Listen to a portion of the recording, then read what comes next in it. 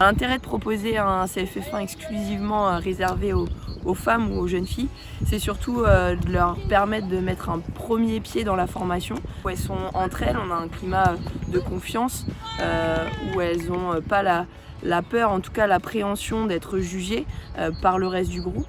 L'objectif pour nous quand on propose cette formation, c'est de donner confiance pour qu'elles puissent ensuite continuer à aller se former sur un CFF2, sur un CFF3 en mixité, mais aussi de leur présenter les caractéristiques d'une jeune joueuse, mais aussi d'un jeune joueur, parce que une éducatrice n'est pas forcément cantonnée à la pratique féminine, mais peut aussi évoluer avec un public masculin.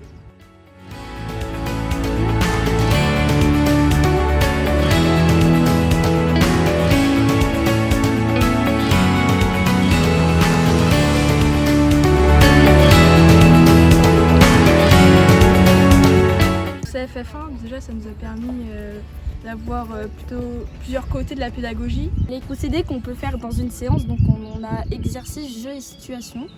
Dans un jeu, fallait qu'il y ait un sens de jeu, qu'il devait y avoir le même nombre de personnes dans chaque équipe et qu'il devait avoir la même cible, donc soit un but, un stop ball ou une balle au capitaine. Dans une situation, c'est quelque chose qui peut se reproduire en match, donc une action par exemple.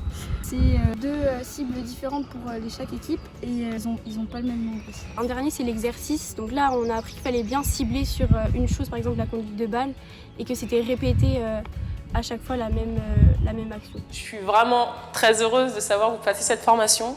Je suis également fière de savoir qu'on a de plus en plus de femmes qui ont envie d'être entraîneurs.